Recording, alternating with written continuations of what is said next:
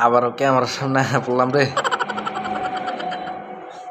একটা প্রেম করছিলাম বুঝছেন, একটা না অনেকগুলাই করছিলাম।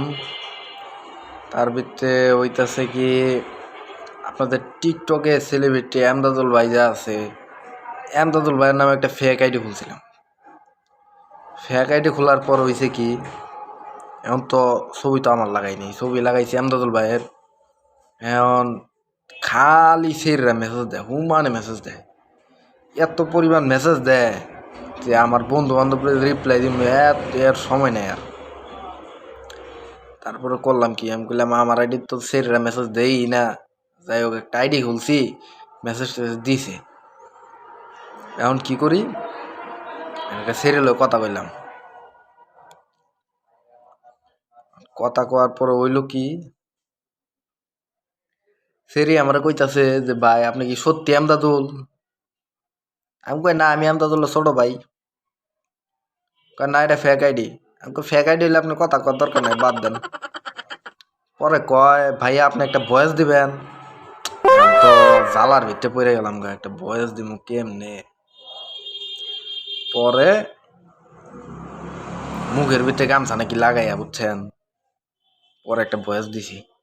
কই ভাই আপনার কণ্ঠ তো পুরাই অস্থির ভাই, আপনি আমার ভক্ত ভাই, ভক্ত বলে আপনি আমার বিগ ফ্যান ভাই। তারপর আস্তে আস্তে কথা কইতে কইতে সেরির লগে মনে ভালাই প্রেম করে লাইছি। 6-7 দিন প্রেম করছি। এখন সেরি তো ভিডিও কলের পাগল হয়ে গেছে, কয় আমি আপনার চেহারা দেখবো হ্যান তেন। পরে করলাম কি, পরে সেরির লগে কথা কথা না কইয়া ভিডিও কল দিছি। ভিডিও কল দা ক্যামেরা ট্যামেরা বন্ধ কইরা তারপরে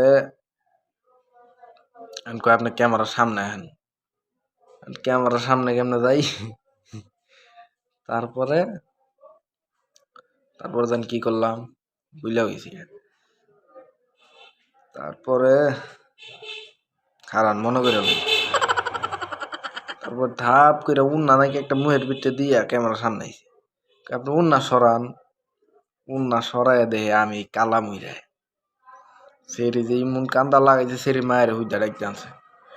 তারপরে আমি কল টল কাইটা দিয়া 3 দিন মোবাইল বন্ধ রাখছিলাম।